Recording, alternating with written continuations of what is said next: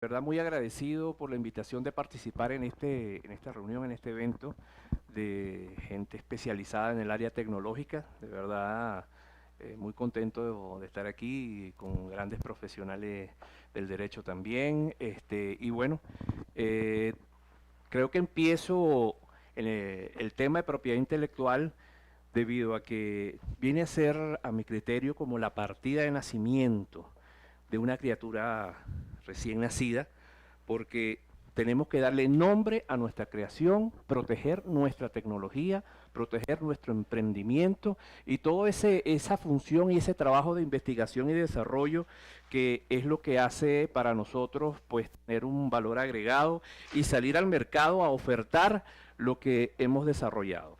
Es un trabajo muy interesante y a diferencia de otros negocios donde de repente uno tiene que producir un alimento, un queso, un aire acondicionado, un producto específico, pues nuestro mayor activo es el activo intelectual y es nuestra función la que vamos a plasmar, la que vamos a expresar, la que vamos a tratar de poner en marcha para poder comercializarla después prestando diferentes tipos de servicios.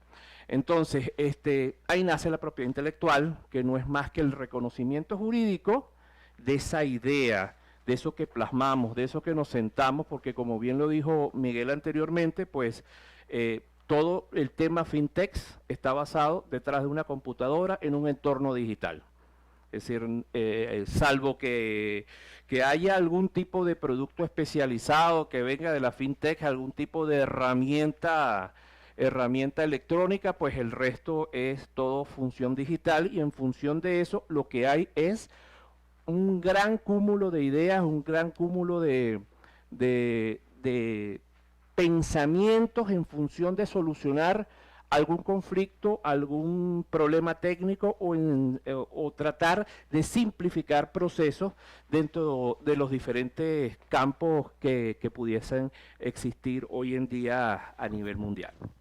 Bueno, eh, la idea es tratar de no ser tan abogado y tratar de ser un poquito más práctico, ¿ok?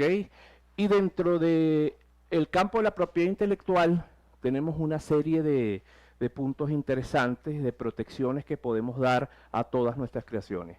Tenemos el área de las marcas, los lemas comerciales, los nombres comerciales, tenemos la protección vía patentes de modelos de invención, de modelos industriales, de diseños industriales, tenemos protección de circuitos integrados para aquellos que de repente están más en el área de la electrónica y todo eso que ustedes encuentran debajo de repente estos sistemas, los puntos de pago. ¿Okay? Cuando ustedes desarman el case del punto de pago, y lo que van a encontrar es un circuito integrado. Hay protección de secretos industriales, hay protección de indicaciones geográficas, de derechos de autor, nombres de dominio, derechos del entretenimiento y una variedad de derechos que rondan y pisan el área de la propiedad intelectual. Vamos a tratar de hablar un poquito sobre los puntos que he marcado en rojo porque son los que están más relacionados. Tengo que hacer una salvedad que es sumamente importante y la salvedad es de que en Venezuela tenemos un sistema de protección en materia de propiedad intelectual que es diferente al sistema internacional, ¿ok? Porque no tenemos actualización jurídica, lamentablemente, en este momento, porque hemos tenido por temas políticos salidas de convenios, entradas de convenios, reutilización de legislación antigua, por decirlo así, desde el año de 2008, desde septiembre del 2008, nosotros retomamos una ley de propiedad industrial que data desde el año 1955. Entonces, se imaginarán que lo que teníamos hasta esa fecha del 2008, que estaba bastante actualizado, que cubría secretos industriales, circuitos integrados y una gran cantidad de elementos de avanzada en materia jurídica, ya no lo tenemos, pero bueno, tenemos que ajustarnos y tenemos que jugar con todos los elementos jurídicos que nos puedan permitir a nosotros crear una protección. Y crear una protección basado en lo que tenemos, en lo que hacemos y hacia dónde vamos. En consecuencia, yo pienso que lo más bonito de esta área, del área fintech, es que no es limitativo de una jurisdicción. Esto es un gran negocio y no tiene fronteras. Esto trasciende las fronteras. ¿Por qué? Porque estamos dentro de un entorno digital que es de capacidad infinita, ¿ok? Y hacia donde podamos llevar nuestro proyecto, nuestra solución y nuestra tecnología, pues hasta ahí podremos llegar. Y eso nunca se va a limitar a la frontera venezolana, y por eso es que tenemos que saber que existen otros mecanismos y otras posibilidades de protección a nivel internacional. Entonces, cuando hablamos de marca, estamos hablando de que tenemos que darle un nombre a la criatura. Tenemos que poner y tenemos que identificar nuestro producto tecnológico, lo que hemos creado. Tenemos que asignarle un nombre porque tenemos que venderlo. No puedo decir tengo un software o tengo una app. ¿Cómo se llama tu app? ¿O cómo se llama tu software? Tenemos que darle un nombre, ¿ok? ¿Y por qué tenemos que dar un nombre? Porque además de tener la necesidad de identificarlo, porque tenemos que diferenciarlo de otro software, de otra app o de otra tecnología, nosotros tenemos que tratar de individualizar nuestro trabajo, porque nosotros no sabemos si ese software, esa tecnología o esa creación va a tener éxito. Si esa tecnología y esa creación tiene éxito, pues el valor de ese trabajo pues va a ser muchísimo mayor del que apenas están haciendo o del que ni siquiera tiene todavía alguna pegada dentro del mercado. Entonces, la marca es necesaria, hay que tenerla, es un medio identificativo, no es más que una combinación de palabras, signos, letras, como ustedes la quieran identificar. Hay que darle un nombre a la criatura y yo creo que esa es la manera más sencilla. Y ese nombre hay que registrarlo. Si nosotros no lo registramos, no tenemos la capacidad jurídica de defenderlo a la hora de un conflicto. Porque si ustedes se dan cuenta, Venezuela tiene un auge de crecimiento tecnológico demasiado grande,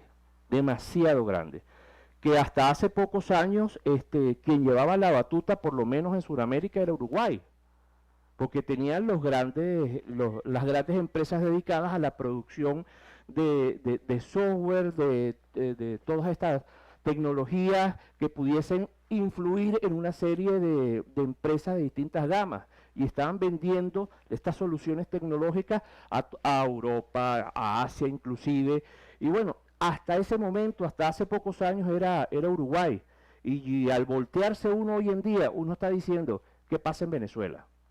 En Venezuela esta área está creciendo muchísimo, aquí hay mucha gente capacitada, aquí hay gente que está haciendo proyectos importantísimos, que tienen que protegerse, pero además de que tienen que protegerse, no tienen nada que envidiarle a creaciones internacionales, y que van a trascender fronteras, y al trascender fronteras van a necesitar mayor tipo de protección, y van a necesitar pues tener un marco jurídico bien adecuado, que por lo menos que en mi área, en el área de la propiedad intelectual, es apenas la partida de nacimiento, ya vendrán los otros doctores a dar una explicación sobre todo lo que sería el funcionamiento jurídico, y necesitamos tener esa cédula de identidad, esa partida de nacimiento que nos permita identificarnos. Pero además de permitir identificarnos, pues nosotros tengamos una protección sobre los nombres. Quiero hacer una pequeña referencia, es con respecto al tipo de signo, ¿ok? Que se puede registrar, nombre, letra, número, tiene que ser algo visual, ¿ok? Algo que se pueda pronunciar, algo que sea gráfico, porque si no tengo cómo divulgarlo, no tengo cómo decirlo, no tengo cómo individualizarlo. Y lo importante es que sea diferente a otro ya existente. No todos se pueden llamar Luis, no todos se pueden llamar Pedro, no todos se pueden llamar José ni Juan. Entonces eso es muy importante. En otros países existen otros tipos de protección en materia marcaria, ¿ok? Se protegen los olores, perfumes, olores de distintos tipos.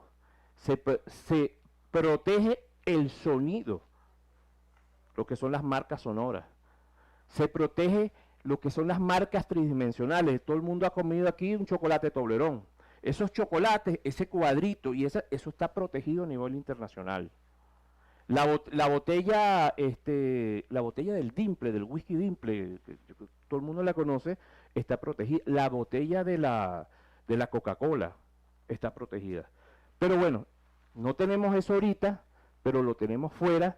Y la idea no es que yo tenga en este momento y que afuera sí haya, sino que yo pueda agarrar todas las herramientas jurídicas que tenga para en el momento en que haya algún tipo de conflicto, pues tener suficientes derechos para proteger y defendernos, obviamente. ¿Para qué sirve el registro de una marca? Para tener el derecho exclusivo de usar ese nombre, de usar la marca que le he dado al proyecto. Yo necesito tener el derecho exclusivo, porque si no tengo el derecho exclusivo, mi competencia que tengo aquí al lado va a sacar un producto similar que puede ser de peor categoría y puede dañar la imagen que yo vengo utilizando dentro del mercado. A mí no me conviene que mi app que funciona, que genera puntos positivos dentro de la tecnología, resuelve problemas dentro del consumidor, ya sea desde el punto financiero, desde el tema de seguros, desde el tema de préstamos, de cualquiera de los temas diferentes que podemos obtener dentro de la FinTech. A nosotros no nos conviene parecernos a otros, ni que otro se parezca a nosotros, porque si el producto del otro, del tercero, es un producto que no tiene calidad, va a afectar mi imagen y por ende va a destruir el trabajo que yo he realizado. Entonces es importante que nuestros nombres no sean iguales. Tenemos que proteger al consumidor. ¿Por qué proteger al consumidor? Porque el consumidor tiene derecho de comprar el producto que quiere y de que no venga otro a tratar de pasarse por mí. Si nosotros vamos a hacer alguna negociación con algún banco sobre algún tipo de software que queramos vender, nosotros no podemos tratar de parecernos a otro porque de repente el banco va a creer que el que compró era el que quería comprar cuando no lo era. Y eso es lo que se llama riesgo de confusión.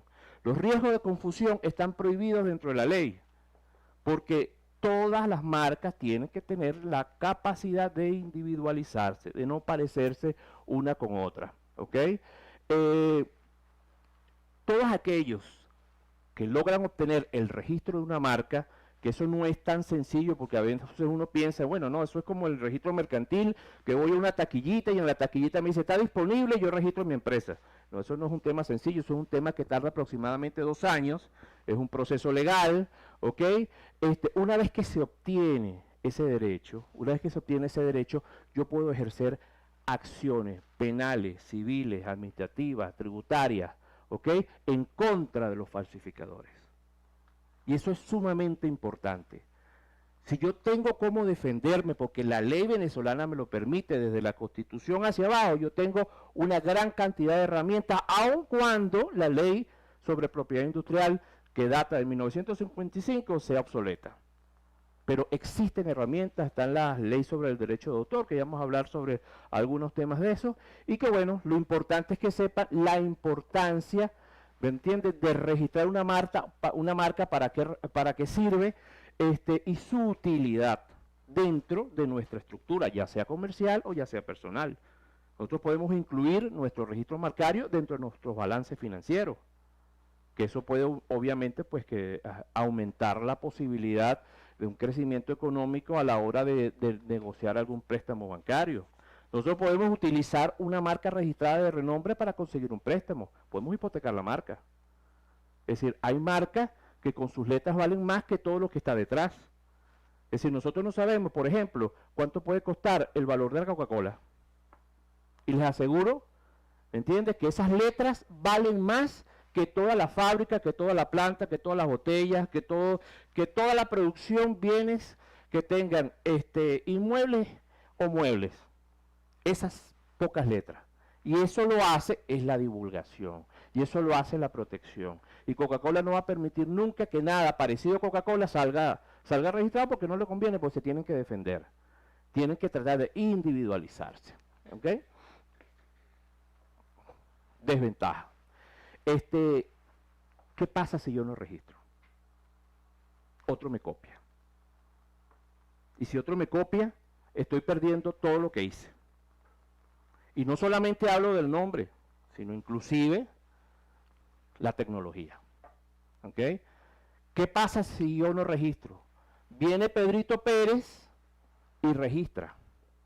Y después que yo tengo mi producto en auge, donde todo el mundo me conoce, donde he comercializado, donde la gente dice, es que el producto de es excelente, y donde empiezo a agarrar el renombre suficiente, viene y me toca la puerta un abogado y me dice, señor, usted no puede usar más ese nombre, porque ese nombre está registrado por otro. Y ahí se nos complicó la vida. Se nos complicó la vida. Porque gastos publicitarios, gastos de inversión, investigación y desarrollo, todo ese tipo de proceso y todos esos gastos que se realizaron muchísimas veces, en muchas ocasiones de muchos años atrás, se van a ver perdidos por no haber hecho las protecciones que se tenían que hacer. Y eso es lo que es importante. Porque no solamente es que nos toquen la puerta, es que nos pueden tocar la puerta tribunales de justicia, llevarnos a un proceso civil, o simple y llanamente la policía, porque la violación de un registro marcario, de un derecho marcario, ¿me entiendes? También es la comisión de un delito penal que establece nuestro Código Penal venezolano. Entonces, aunque no es mucho tiempo, son 12 meses de prisión, pues yo creo que a nadie le gustaría en este país estar por un proceso de eso porque es sumamente incómodo. ¿Ok? ¿Qué derechos tiene el titular de una marca? ¿Ok? Los derechos exclusivos de independizarse, de que todo el mundo respete su nombre, de que nadie puede usar su nombre, no solamente en Caracas, eso es a nivel nacional, que es algo distinto y se ven muchos conflictos desde el punto de vista de los registros mercantiles, porque los registros mercantiles, yo puedo abrir una empresa llamada Pepito Pérez en Caracas y mañana hay otra en Barinas, y no tiene nada que ver una con la otra, pero probablemente tenga la misma área de funcionamiento, y si tienen la misma área de funcionamiento en algún momento chocan. Y entonces, ¿cómo hacemos? ¿Quién fue primero? Entonces, el primero es el que obtiene los derechos. Porque en materia de registros mercantiles, pues esos nombres son muy complejos de debatir.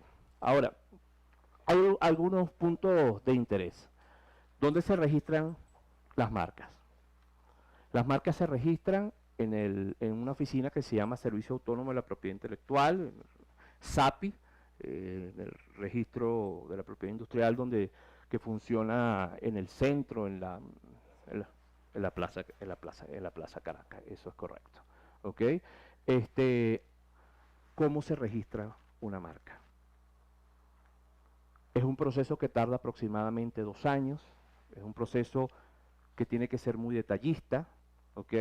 Hay que hacer una búsqueda previa que, a diferencia de los registros mercantiles donde a uno le dicen que está disponible o no está disponible, le dan a uno un aproximado de, no sé, pudiera ser en el más corto de los casos, unos 1000, 1500 antecedentes. Entonces uno tiene que agarrar casito por casito y decir, ¿se parece? No se parece. ¿Se parece? No se parece. Esto es, no es. Hasta que nosotros, después de detallar la información, podemos determinar si realmente una marca está disponible o no está disponible. Porque las marcas se registran por renglones, ¿ok? Lo que en nuestro argot de la propiedad industrial llamamos clasificación, llamamos clase. Una marca para computadora tiene un renglón, una marca para muebles tiene un renglón, una marca para ropa tiene un renglón, una marca para software tiene un renglón, ¿ok? Y así sucesivamente. Entonces nosotros tenemos que cruzar la información y saber desde hasta qué punto nosotros podemos hacer un registro, hasta qué punto hay confusión entre un renglón y otro renglón, porque hay renglones que tienen conectividad. Entonces, en función de eso, empezamos a nosotros a hacer los análisis para registrar una marca y tratar de lograr que después de 2 años de revisión y de proceso, esa marca pueda ser concedida.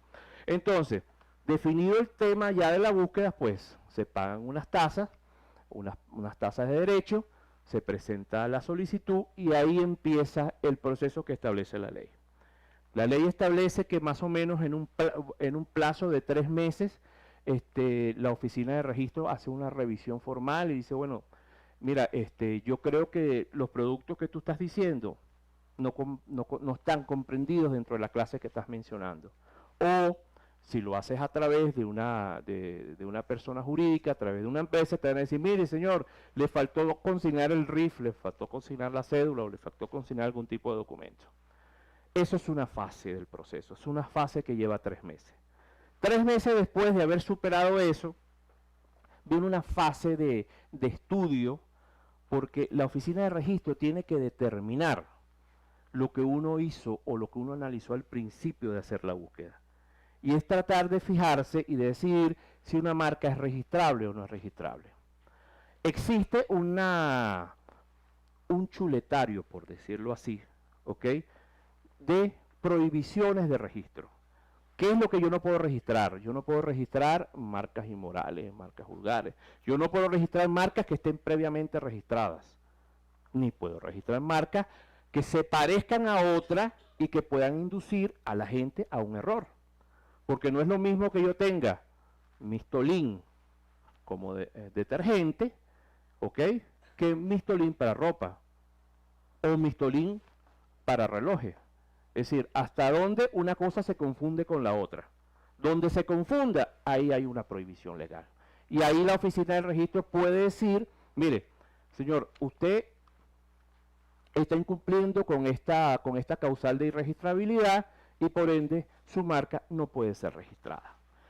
Ahí habrá proceso de apelación y espero que nadie caiga en ese proceso de apelación, porque los procesos de apelación tardan como 15 años en este país en solucionarse. ¿Ok? Lamentablemente es así. Que en otros países, cuando muy largo, tarda 6 meses o 7 meses un proceso de apelación. Pero en Venezuela se echa 15 años y yo tengo casos que tienen 25 años pendientes de decidirse y aún no se han decidido. Bueno, vencido ese plazo, la oficina de registro dice, bueno, sí, mira, esta solicitud va bien, no tiene problema, va encaminada, vamos a mandarla a publicar. La manda a publicar, ¿para qué? Para que dentro de un plazo de 30 días la gente pueda decir si a alguien esa marca le afecta sus propios derechos. Entonces podrá decir, bueno, mira, esa marca se parece a la mía. Alguien puede presentar oposición. Incluso aquel que no la haya registrado tiene la posibilidad de presentar una oposición de lo que se denomina el mejor derecho. Es decirle, mire, yo no la registré porque yo no sabía que eso se registraba, pero yo tengo muchos años usando esta marca y si hago esa manifestación de oposición dentro de ese plazo, yo voy a tener la posibilidad de que me admitan esa oposición y que la oficina de registro proceda a resolver si yo tengo el mejor derecho o no tengo el mejor derecho. ¿Ok? Si hay otro que dice que su marca es similar, pues la oficina de registro también tomará en su momento la decisión si se parece o no se parece. Son litigios que no son nada complejos, pero que ponen traba y ponen lento el proceso de registro. Eso no significa que si yo no tengo la marca registrada, yo no puedo salir al mercado. Yo puedo salir al mercado.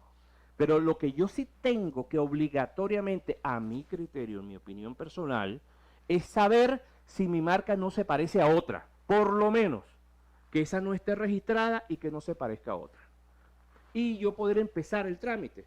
Una vez que yo inicie el trámite, yo tengo un derecho de prioridad. Y sobre ese derecho de prioridad, pues no es que me dé autorización para decir que es de mi propiedad, pero sí me da, ¿ok?, la oportunidad de defenderme en la eventualidad de que llegase a haber alguna copia en algún momento determinado. Entonces eso es importante, hagamos una búsqueda, veamos si el nombre que va a nuestro proyecto, al que vamos a identificar la partida de nacimiento, cédula de esa criatura, pues está disponible y en función de eso arrancamos. Eso es sumamente importante porque si no se tiene eso, no se tiene nada. ¿Ok? Porque es bien complejo y es bien difícil y se la va a poner más difícil aquí a mis colegas abogados, ¿ok?, una defensa sobre un producto que no tenga una protección o una determinación legal. ¿Okay? ¿Quiénes pueden registrarla? Cualquier persona puede registrar una marca. personas naturales, personas jurídicas, empresas extranjeras. La única diferencia entre los venezolanos y los extranjeros es que los extranjeros pagan las tasas en divisas, cash, en efectivo, euros o dólares o yuanes, ¿okay? Mientras que nosotros pagamos en bolívares. Esa es la única diferencia. De resto, no hay mayor complicación. Tiempo de duración de registro. Si la marca es otorgada, porque esa solicitud llegó a los 2 años aproximadamente y nos la otorgan, la oficina de registro nos da un plazo de 30 días para que paguemos unos impuestos, que se llaman impuestos finales de registro. Si yo pago esos impuestos, me emiten un certificado por 15 años de duración. Y cada 15 años yo puedo renovar mi marca. Es decir, yo voy a ser el dueño de los derechos exclusivos de usar ese nombre por 15 años. Y cada 15 años voy renovando. Si pago.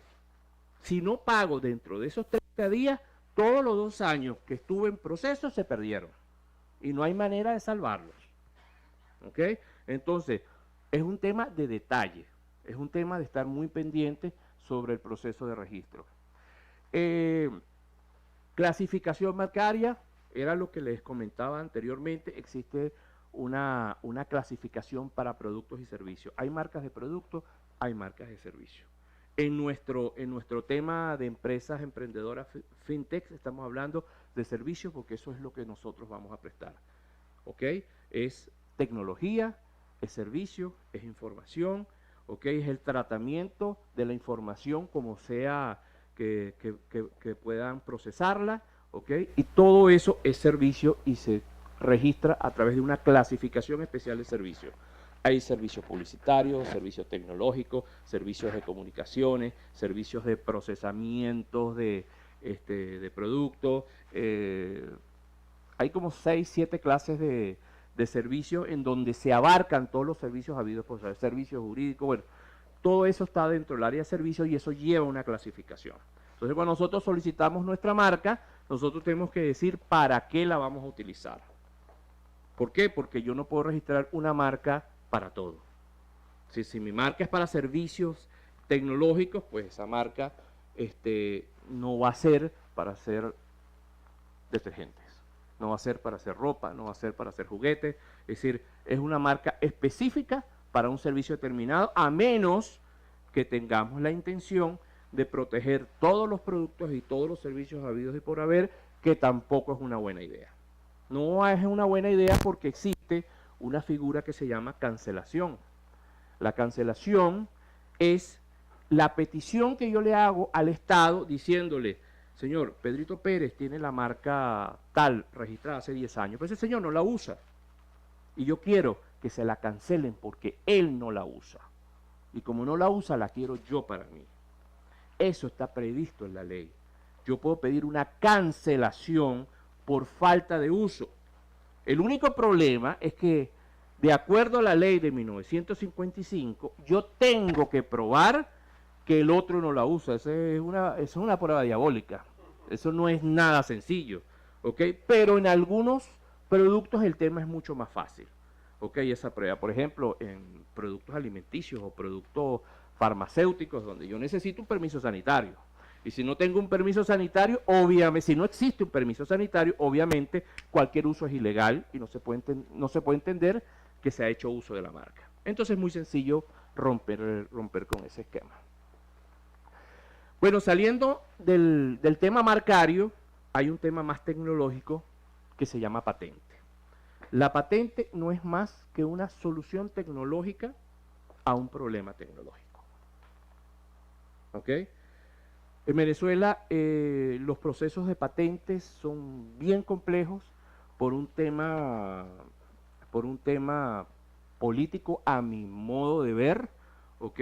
Hace 10 años no se concede ni una patente en Venezuela porque se consideran que las patentes es un abuso de derecho de las grandes transnacionales del mundo y eso no es así. Es decir, trabajar una patente, llegar a una patente, significa años de investigación y años de desarrollo. ¿Ok? Y todos los que trabajan en el área de tecnología saben que esto es costoso. Llegar a una solución tecnológica, Llegar al desarrollo de un software no es nada sencillo.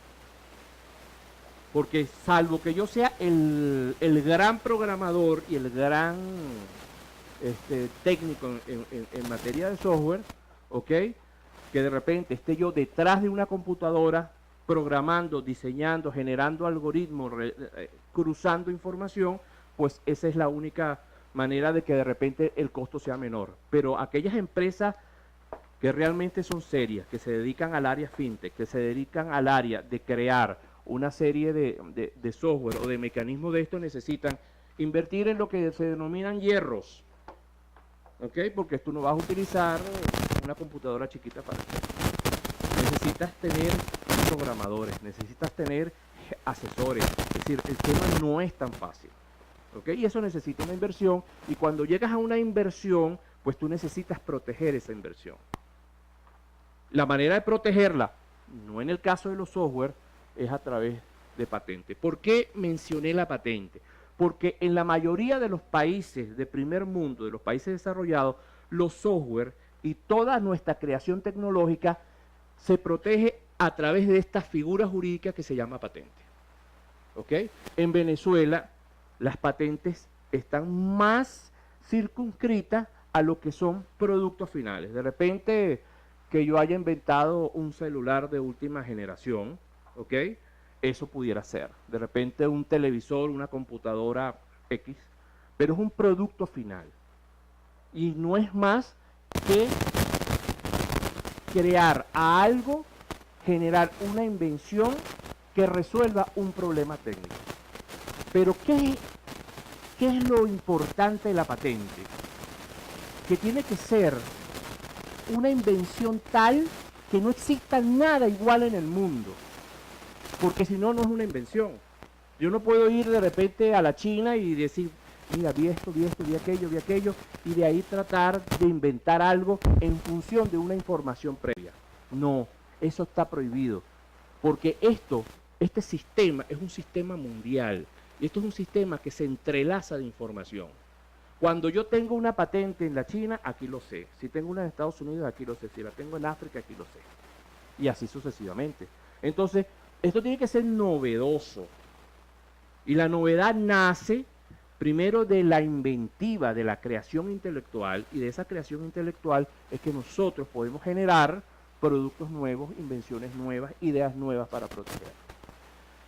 Existe una figura de patente que se llama modelo de utilidad, que de repente no tiene esa inventiva tan grande a la de invención, sino que es algo un poco más pequeño, pero que también genera una solución tecnológica en beneficio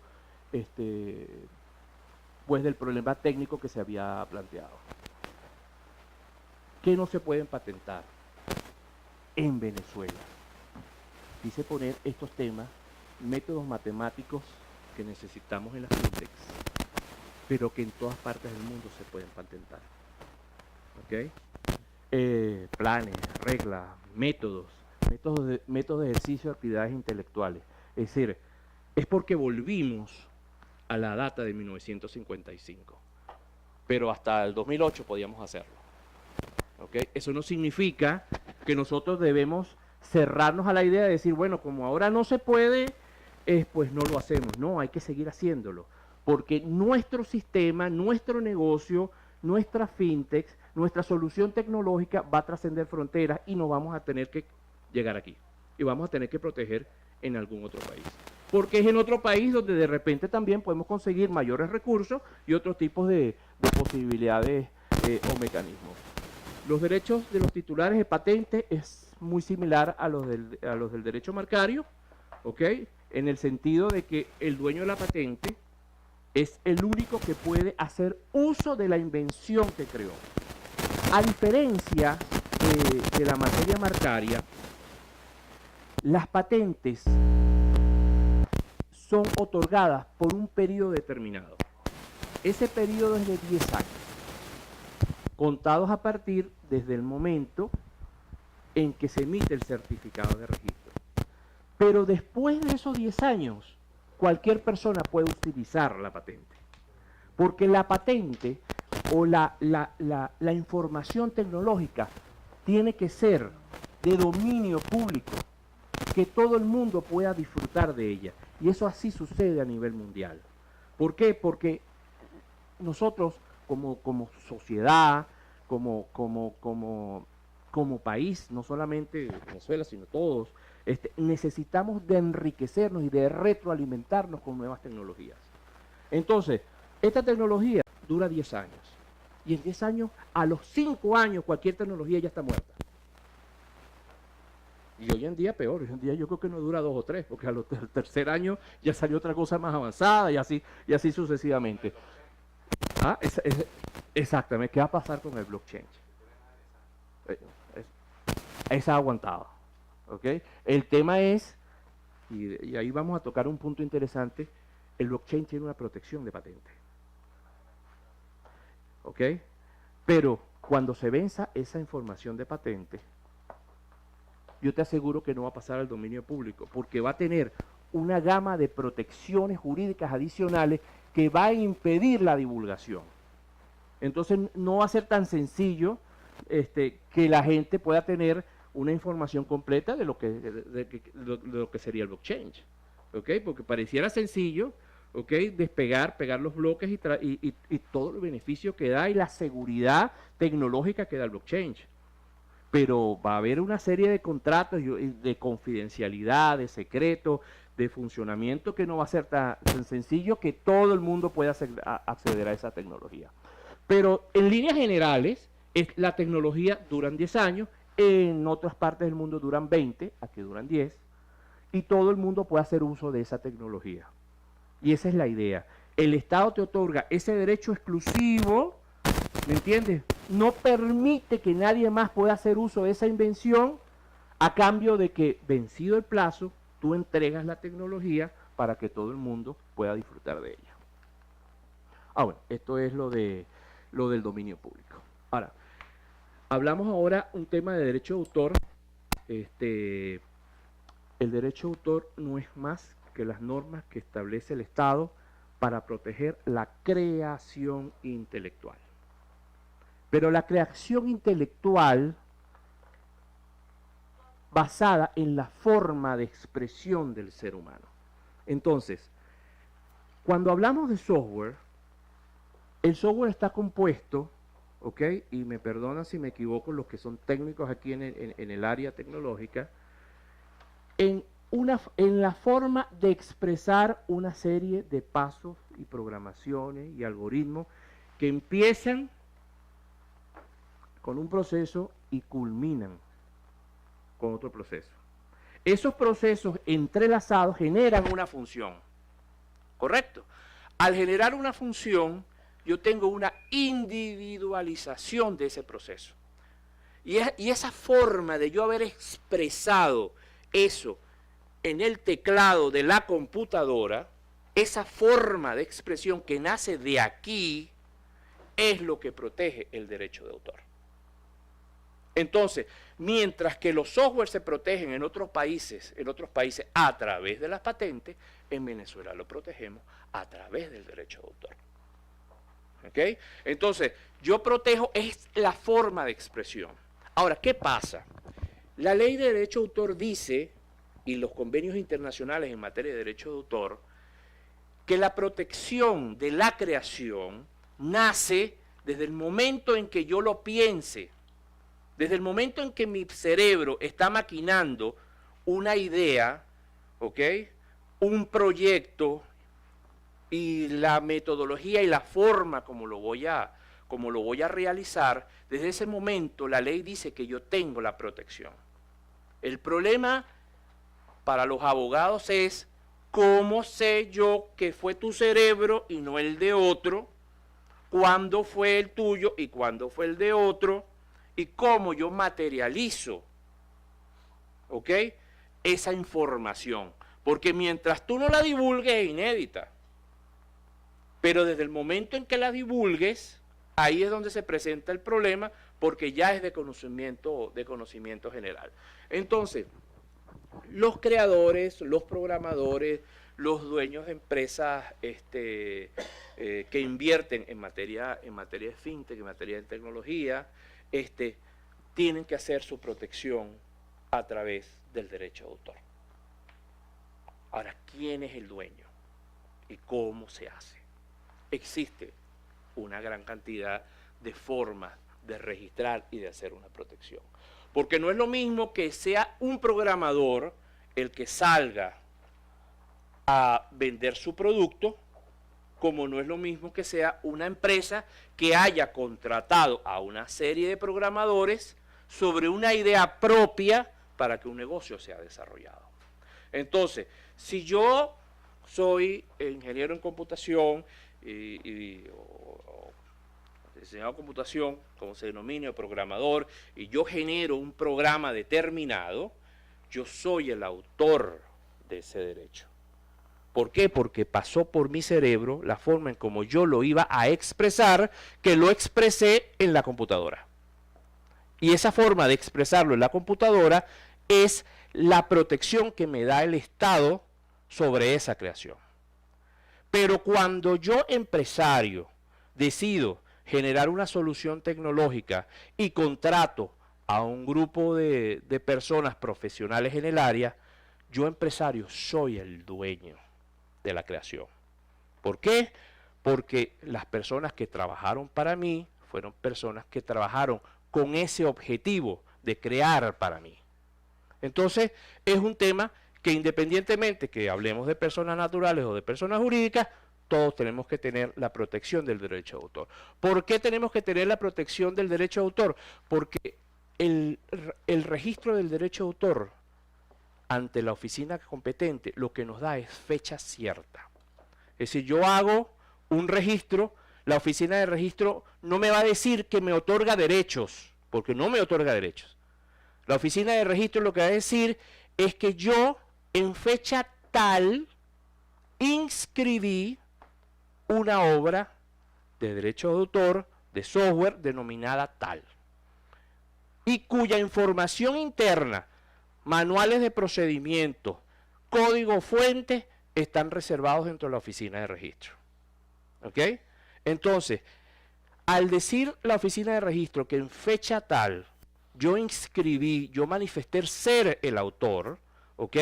Todos los que vengan después van a tener que probar que si son realmente los dueños, pues bueno, tiene que ser antes de la fecha en que yo registré. Porque si lo hacen después, simple y llanamente, yo estoy primero en el derecho y primero en el tiempo. Entonces yo soy realmente el creador.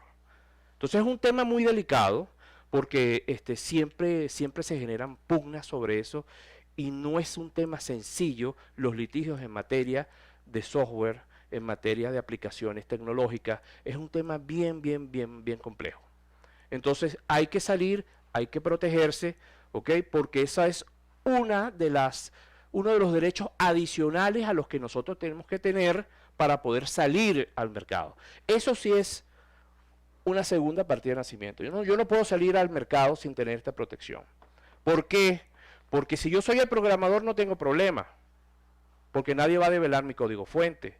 Pero si yo empresa, tengo 5, 6, 7, 10 programadores, yo no sé si alguno de ellos va a ser contratado por una empresa competidora y de repente puede que algunas ideas o alguna información de código fuente se vaya en ella.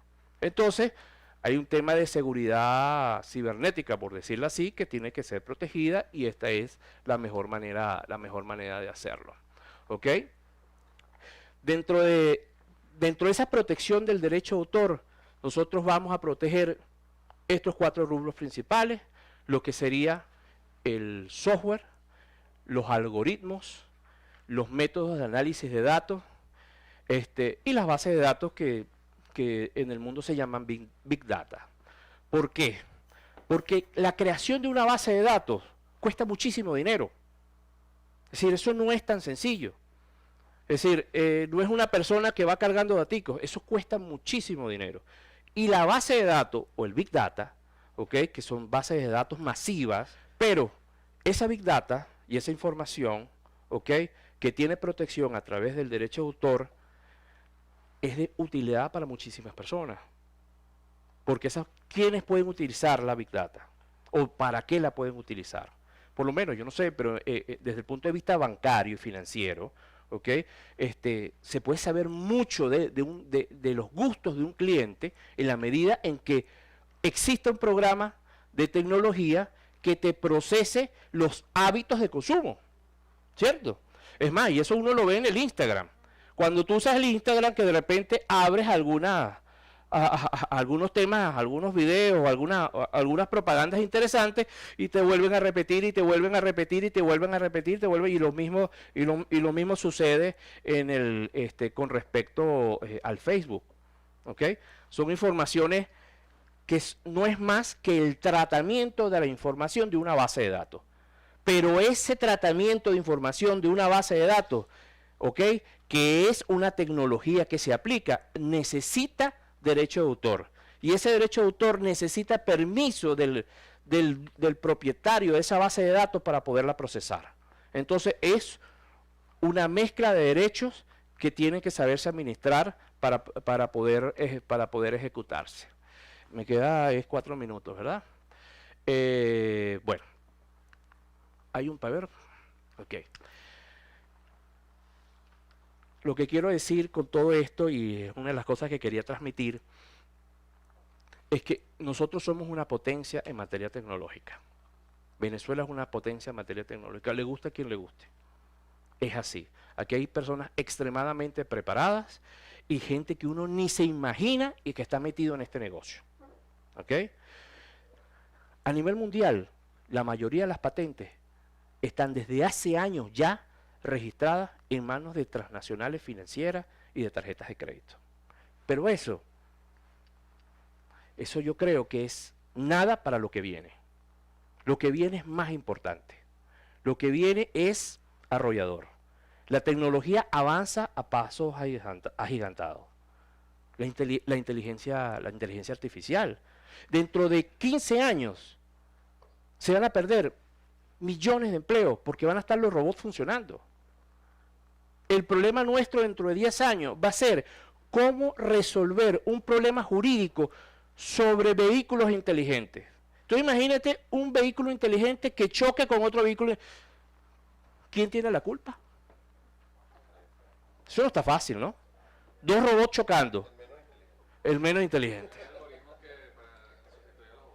Exacto. Entonces, a lo que quiero ir es que tenemos que salirnos de nuestra zona de confort, de nuestro cuadro, ¿ok?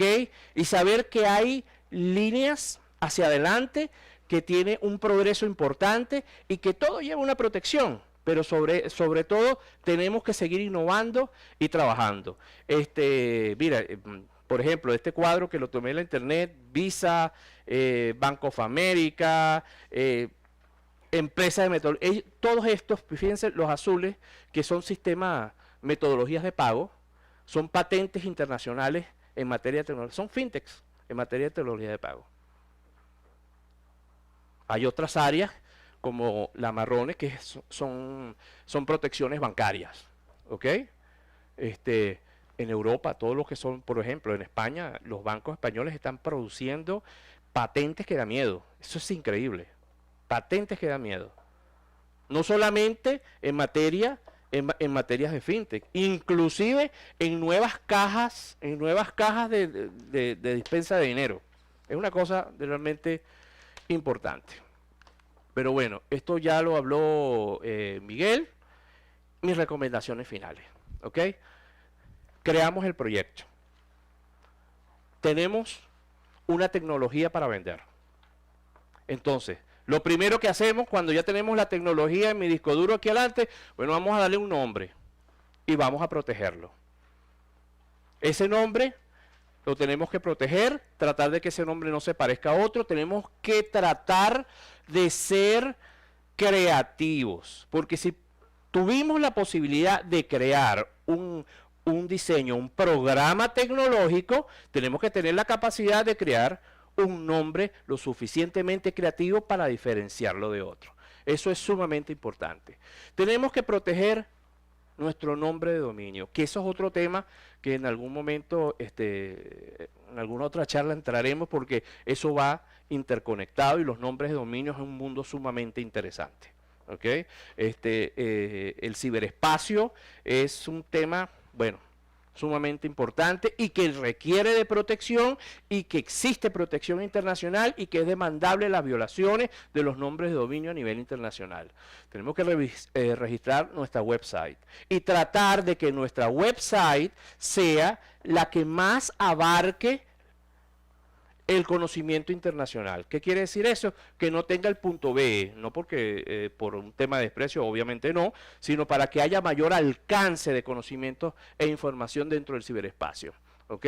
Determinado ya las protecciones iniciales de nuestro proyecto, de nuestra tecnología, ya tenemos el nombre, ya tenemos el nombre de dominio, tenemos la marca, tenemos la protección del software, entonces ya se darán pasos a otros contratos importantes que hablarán aquí los doctores en relación con otros tipos de protecciones desde el punto de vista fiscal, negociaciones, licencias y todo lo que es la cesión de derechos y todas las negociaciones que implica la venta de una tecnología. ¿Okay? Bueno, espero que más o menos la información les haya servido, la pastillita y bueno, muchísimas gracias.